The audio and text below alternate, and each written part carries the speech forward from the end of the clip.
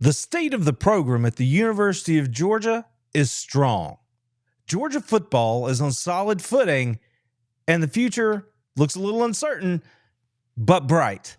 We're going to talk about that and much more on this edition of the How About That Dogs Cast. It's a season of change in Athens for Kirby Smart and the Georgia Bulldogs. You don't have to look far to get a really good understanding that the 2025 team is not going to look anything like the team we just saw on the field in 2024. Nope. There's uncertainty around the program, but here tonight I'm going to tell you why that uncertainty will give Georgia football an advantage here in 2025. Like I said, it's a season of change, and you might be saying, well, why is that? Well, let's start at the beginning, and it just starts with what happened in December. The Dawgs rolled out there, won another SEC championship, and then went into the CFP.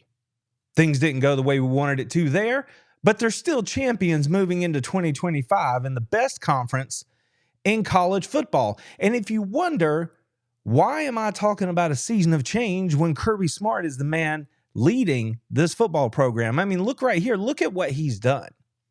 Look at the fact we know that he is a great recruiter. We know that he's a really good game day coach. We know that he does not leave any stone unturned when he's preparing for a game.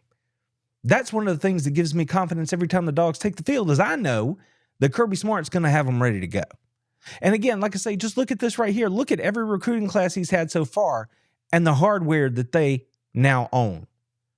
Several of them have national championships or multiple national championships. At a minimum, they have conference championships. We know that nobody is going to out-recruit Kirby Smart. Now, in the world of NIL, things change at the last minute. There's some of that stuff that's beyond your control.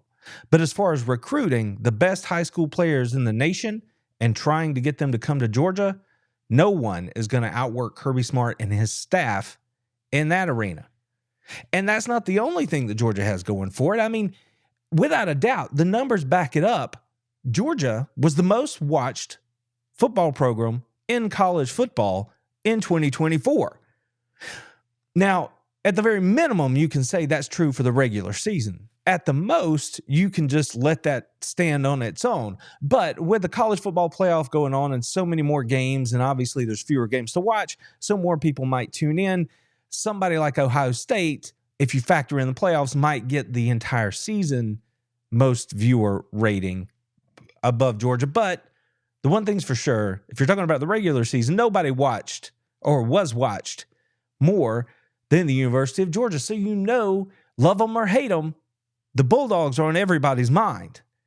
And that is the way it should be.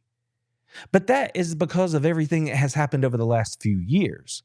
And now we are heading into uncharted territory because, yes, there are going to be names on this roster in 2025, players on the field that all of us know.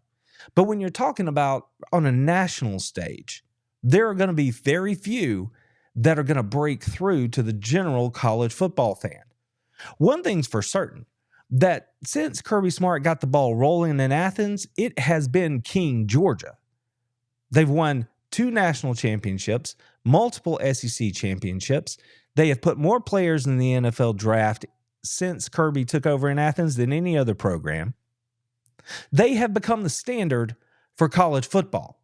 Now, this is where people jump in the comments or want to come at me and say they're not the standard. They didn't win anything in the CFP. They haven't won a national title in a couple of years. You people are not seeing the forest for the trees. It's like saying that there's a difference, or understanding that there's a difference between weather and climate. Now, to be clear, I am not saying that today. But that's what they have been, because I think it's a rolling equation. I think it's something you have to look at over the course of 3 seasons. And over the last 3 or 4 seasons, Georgia's in the discussion maybe.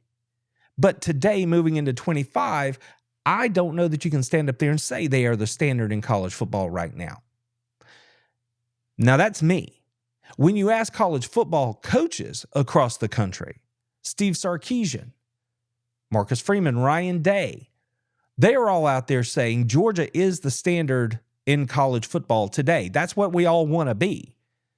And as we know, the CFP is playing out. Ohio State, and Notre Dame still have a chance to stake a claim to the national title this year.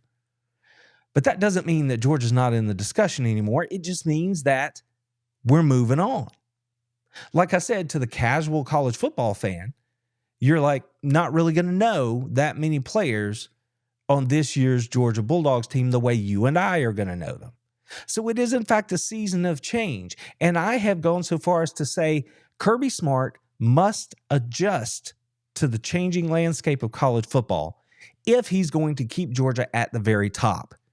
If Georgia's going to compete for national championships and that moniker, mythical as it is, of top program in college football, then he's going to have to stay on the bleeding edge of the changes of NIL and transfer portal, high school recruiting, game management, all the things that we saw on display here in 2024. Kirby's got to look around the corner and show us where we're headed. That's the only way Georgia's going to stay in that lofty air. Now, if you're Kirby Smart and you understand everything that I just laid out for you and the success that they've had and everything that he's doing, he knows he's doing behind the scenes right now in the transfer portal and in the recruiting game and all the things he's doing to make his program the best it can be, this is the face he's probably got. Look at that. What's this dude talking about? Again, I want to reiterate, the state of the program is strong. It's as strong as it has been, but it's changing. But that uncertainty, I think, is going to be a strength for Georgia at the end of the day. Now, what could I possibly mean by that? So as we spin this thing forward, let's just get on into it. We know that 2025 is on the horizon. The break that the team gets after the bowl game, it's already over pretty much. They're back to lifting, running, doing all the things they have to do to get ready for 2025. And at this point, there is no greater face for the 2025 Bulldogs than the young man who started in the Sugar Bowl for Georgia, and that's going to be Gunnar Stockton, because in this season of change, there is going to be a battle at the quarterback position to figure out exactly who is going to be under center for Georgia in September. Now, the thing about this is if I were a betting man, I'm probably going to go ahead today and put my money on 14. I think Gunnar Stockton's probably going to snap one of game one for the Georgia Bulldogs here in 2025. Now, we will see. They're going to go out here and compete. They're going to move in the spring. They're going to give Ryan Puglisi every opportunity to get out there and have a chance to win this job, as they should. This should be a no-holds-barred open competition at quarterback for Georgia moving into the spring, knowing, as we all do, that Gunnar's got a leg up, right? I mean, he started in the Sugar Bowl. He's been in the system longer. There's nothing to say that he shouldn't be QB1 today, but they have to play it out on the field. I think that is paramount to the development of what this team can be in 2025. If you anoint Gunnar Stockton at this point and you don't give Ryan every opportunity to go out there and compete and win the job, then the players are going to see that. And as much as they might love Gunnar, not only is it not fair to Ryan, but it's not fair to Gunnar, because the way you get better is through competition, and that's what this program is based on. So they have to go out there and let these two dudes duke it out all spring, all off summer, all fall camp. It's going to make for wonderful viewing. It's going to give us something to talk about all the time. But like I said, all this change in this season of change, I think of it in terms of an obstacle. And if you don't follow the team that closely, you certainly look at that as a detriment and maybe not an advantage. But like I said, I look at it as an advantage, even though I admit that it is an obstacle. But the thing about obstacles is that if you view them in the right way, they can be turning points and defining moments in your life or in your career if you're an athlete. The obstacle is the way. If you want to achieve anything in this life, the thing you have to do is meet your challenge head on. So whether it's Ryan battling for the quarterback position with Gunnar, whether it's the Georgia Bulldog football program as a whole growing up and reasserting itself with a new breed of Bulldogs that are still going to be competitive in the world of college football here in 2025, There's a lot that has to be overcome here. Quarterback is not the only position that things are going to be new.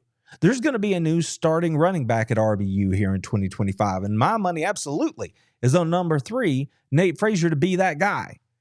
That doesn't mean that the other backs on the roster aren't great backs or going to play. I just think that the face of the running back room in 25 is going to be Nate Frazier. Who is he?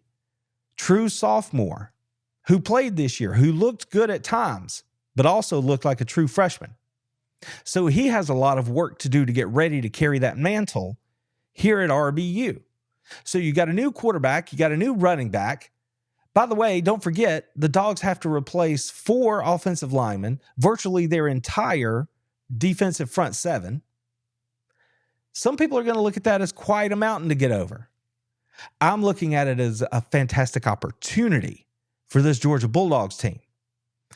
Let me get into that just a little bit more, because if the obstacle is the way, then what is it that's going to make it be something that's going to be rewarding on the other side?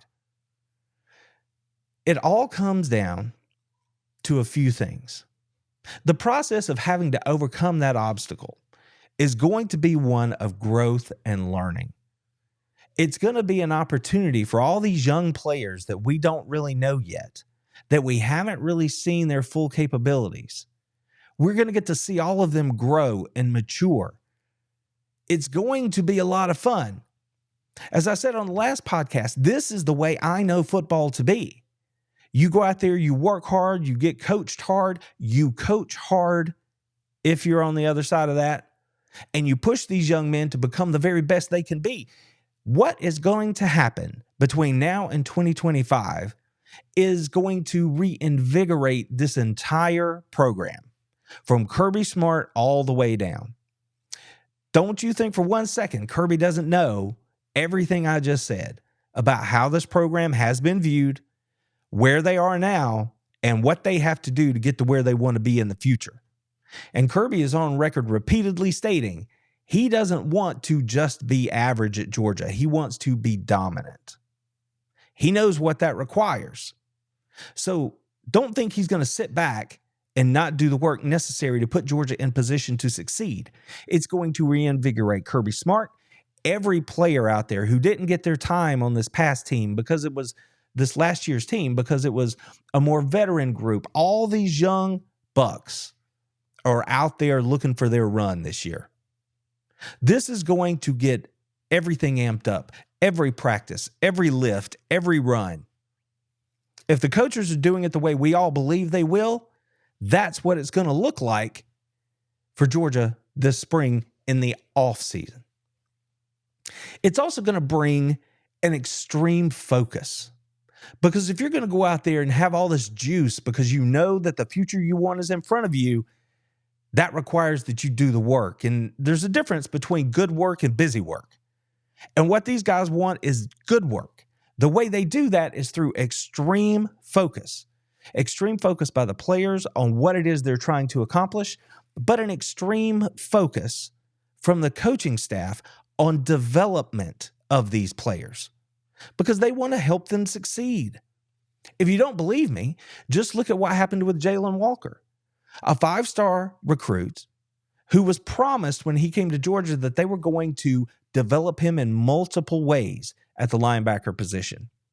They did exactly what they said they were going to do, and all Jalen Walker did was walk away as a Butkus Award winner, a 2-time a national champion, and an SEC champion. Oh, by the way, he just left early to go to the NFL. That's right. Which kind of leads me to the point that I need to make here in this season of change, because it's not just these like new wide receivers or new running backs, because Nitro Tuggle, his time's coming. Sokovie White, his time is coming. We're going to see it. Is it going to be smooth out the gate? Probably not.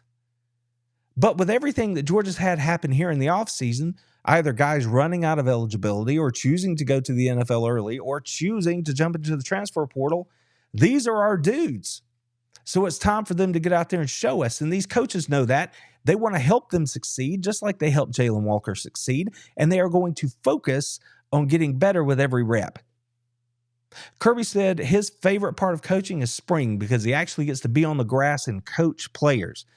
That's what's happening here in 2025. So he's probably going to love this one. Those media sessions, once spring rolls around, are going to be a lot of fun for a lot of reasons, because he's going to be super fired up that they've had a great day, or he's going to be a little, jumpy or a little froggy because maybe they busted a bunch of stuff, but he's going to be amped up about it either way. It's going to be a lot of fun to watch all that happen. And in the process of developing these players, the other key that Georgia's going to have to focus on here during this offseason is building that depth, and not just depth in numbers, but depth in terms of who can play winning football. In other words, you can call that quality depth. And if we've seen anything here in 2024, as if we didn't already know, you have to have multiple players at the key positions, at every position, but especially the key positions if you want to compete for a conference title or a national title in this new world of college football. So everybody's going to be juiced up. Everybody knows what the job is. You got to get out there and develop these young men. They have to develop themselves and work on their craft. And then you've got all this new blood. Nitro, Sokovia, they're just a couple. There are more. Look at the defensive side. This is the year of Ellis Robinson. You will not convince me sitting here today that Ellis Robinson is not going to be on the field in 2025, that he's not going to lock down a starting corner position. I don't believe it.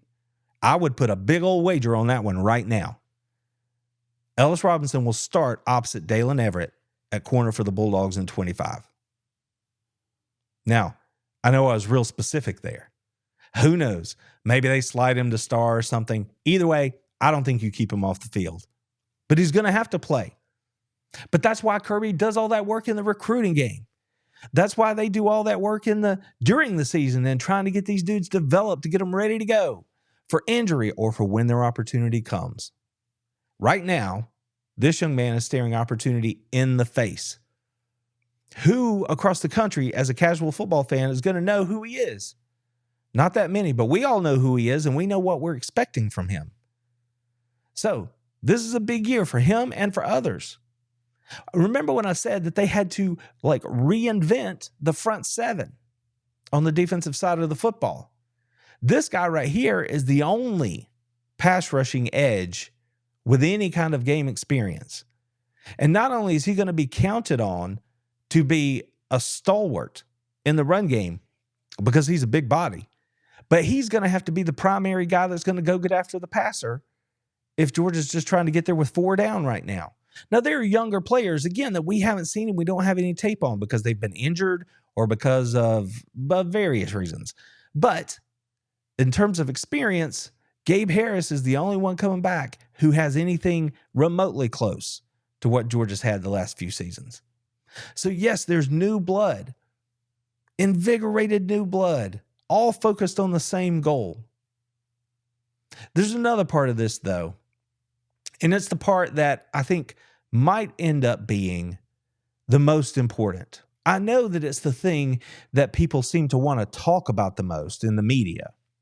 And that is, how is leadership developing? How are these young men coming along? Do you have anybody who's a leader? Well, now you would imagine if I ask you, who do you think is going to be a leader on this team in 25? You're probably going to come at me real quick and say, well, Gunnar Stockton, probably maybe Nate Frazier. I know he's young, but he's returning. Cash Jones might be a guy that you're going to look at. But there is another fella, another unit that I think we can look at. And don't forget KJ Bolden, by the way. He's going to be leaned on heavily to show leadership in that secondary. Dalen Everett. But there's another area that I think we need to focus on a little bit because it's going to really matter about whether or not Georgia can be the kind of team that we want them to be in 25. Because it speaks directly to who and what Georgia has been and what they want to be. It's part of their DNA. And that is the linebacker position and the middle linebacker position in particular. C.J. Allen is back. Raylan Wilson is back. These two guys have played a lot over the last 2 years, and it is time for them to grow up and lead this unit. They have to be the solid part of the middle of that defense for Georgia. You've got KJ Bolden and Jonel Aguero potentially, up the middle at safety or star.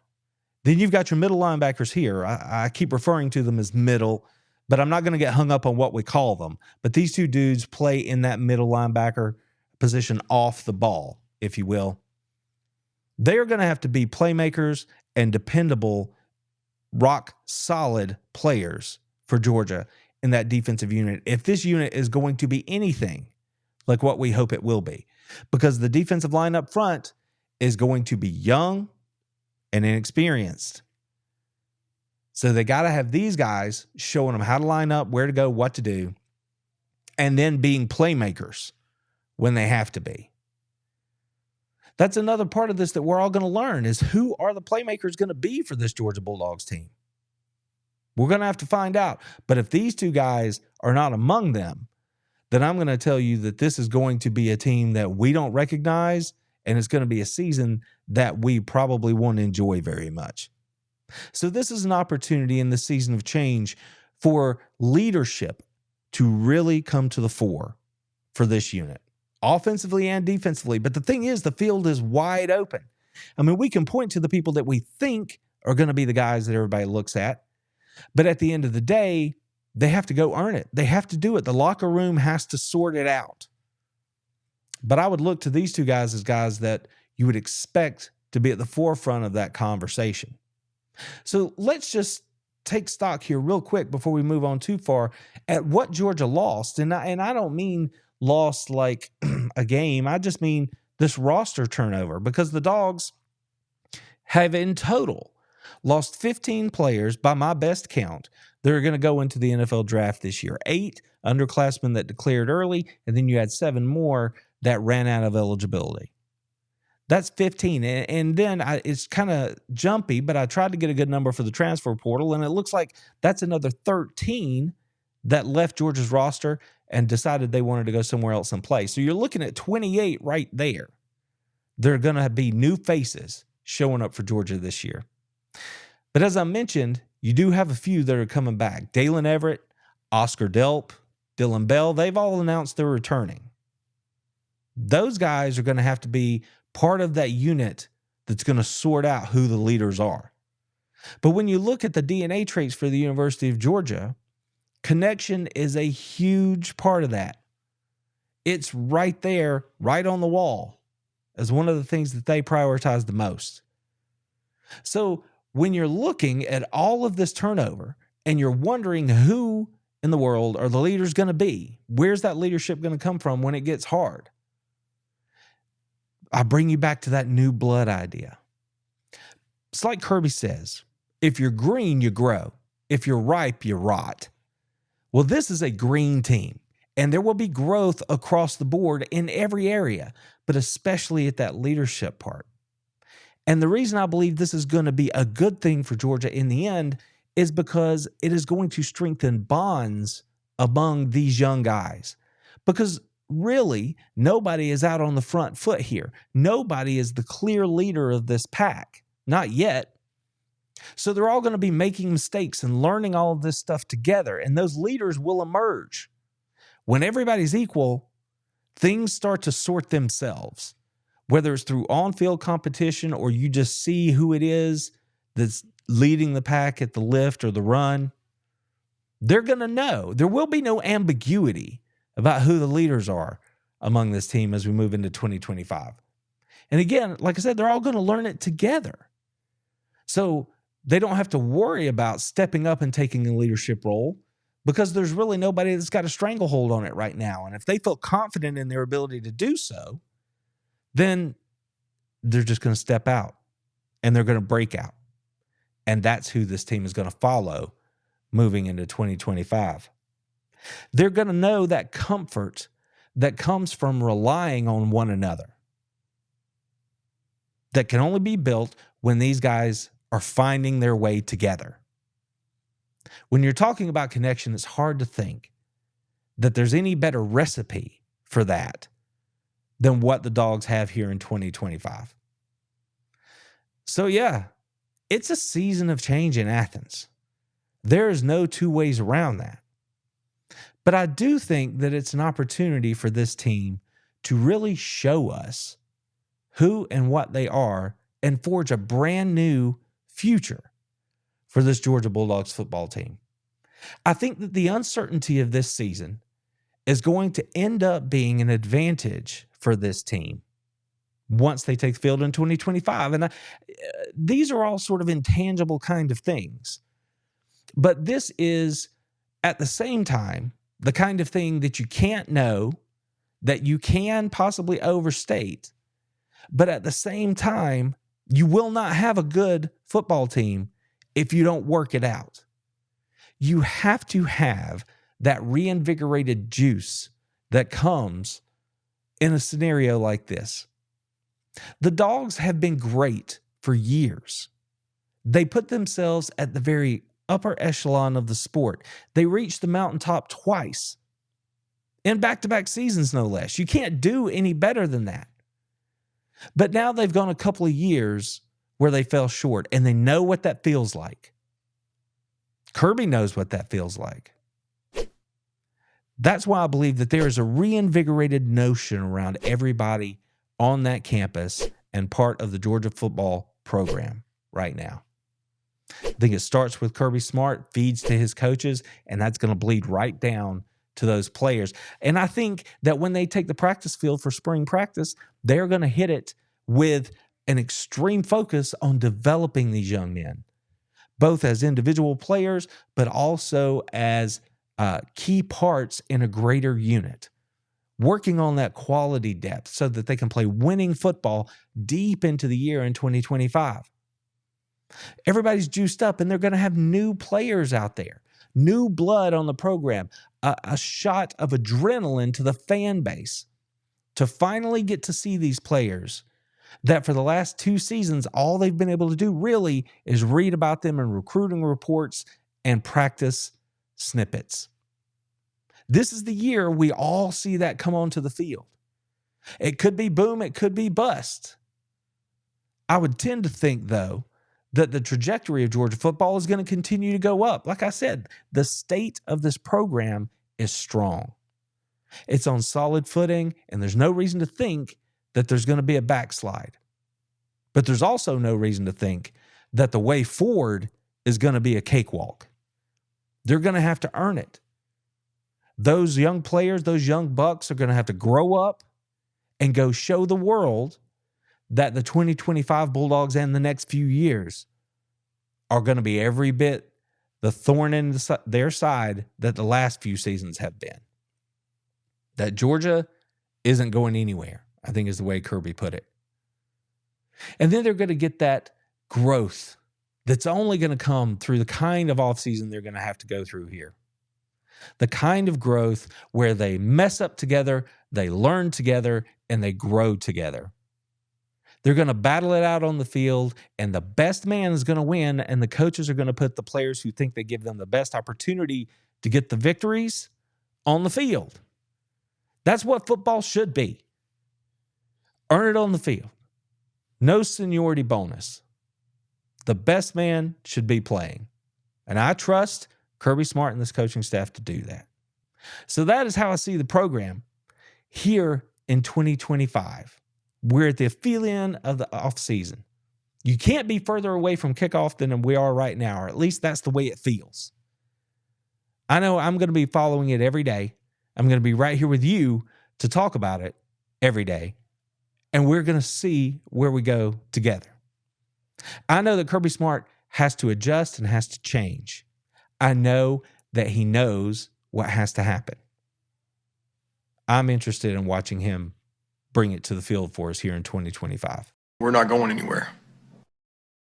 Whether it is the new blood that's coming into the program, whether it is the reinvigorated spirit of everybody in the building, whether it is the knowledge that this coaching staff is going to drill down and focus on the development of these players to push them to be the very best players they can be moving forward so that they are a better fundamental team here in 2025 than they were in 24.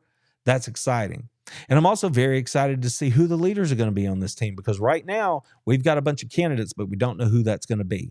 When all these things come together, I think at the end of the day, this uncertainty that we head into the 2025 season with is actually going to end up being an advantage for this team once they hit the field.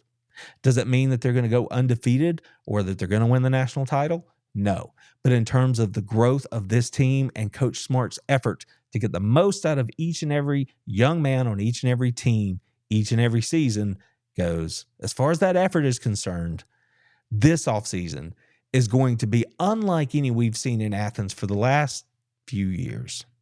The circumstances dictate as much. And I, for one, am very excited to see how it goes. Until next time, y'all take care of yourselves, take care of your friends, your families, take care of each other, and go Dogs! Told them, how about them fucking dogs? That's what I told them.